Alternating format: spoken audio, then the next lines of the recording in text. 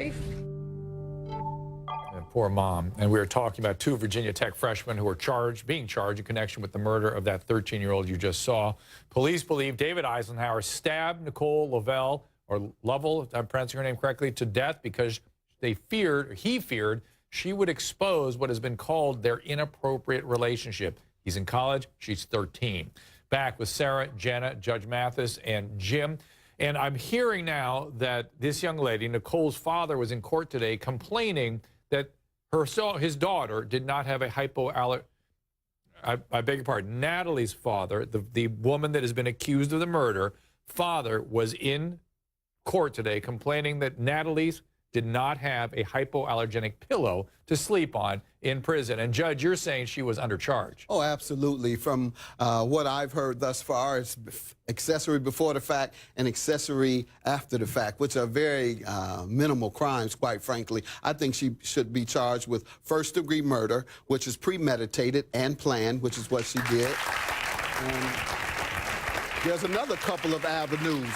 She conspired to murder.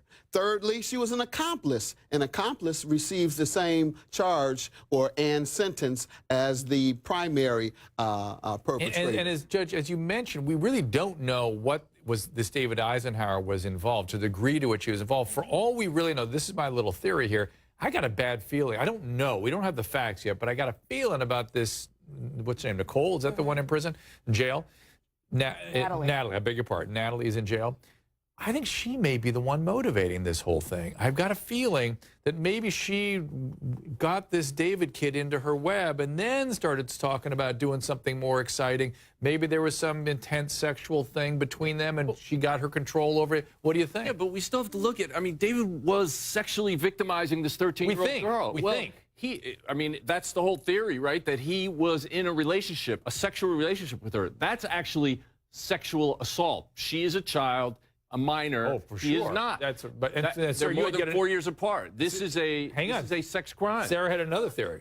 First, to complete your theory, that's what I meant by what I said earlier, is that Natalie is pointing the finger at David, and so you need corroborating evidence in addition to her statement pointing to David. In other words, she may be trying to deflect upon exactly. Yeah. That she could be the organizer and the schemer here. But the other theory I have, and I think the defense will possibly bring this up, is the victim herself. And not to blame the victim, but she's a very special girl. She has had health problems. She's been bullied. Well, I'll tell you, she had a liver transplant. She survived non-Hodgkin's lymphoma. She's had a tracheostomy. Right. She was in a coma for an extended period of time. She had lots and lots of severe health problems. And apparently at some point she was on her own social media saying something like she wanted to die.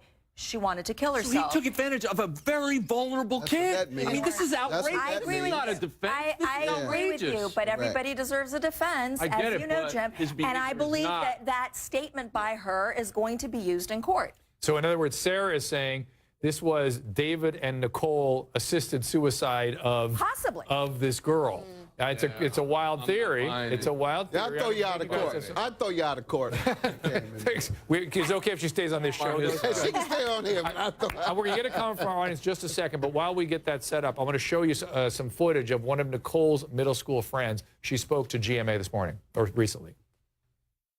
There is still a lot of sadness going on. Still, some of her best friends still are just kind of scarred by it. All right, I'm going to go to the audience. Yes, ma'am. Key point, and that is she was on the internet exposing that she wanted to die. And there's a lot of elderly people that may be dying in the hospital that may say, you know what, this person is suffering. Let's just, end this person's life, help. They're thinking they're helping them, just like it's people that go and kill in the name of God or in the name of their religion. And when you're dealing with people that's on psychological drugs and medicines that enhance their belief system, such as people with schizophrenics, they may be thinking things. So I'm saying this is definitely mental illness involved. There's no way you can deny this. The girl, the little girl. Yes, absolutely, absolutely. But let's get down to the root of the problem, which is causing the mental illness, which is the people that's making the psychological drugs and all the drugs that people are on, these pharmaceutical drugs. Well, but there's pharmaceutical drugs. She's not on opiates. She's not on benzos. She's not the things that can make people crazy. I mean, do you see any evidence of that?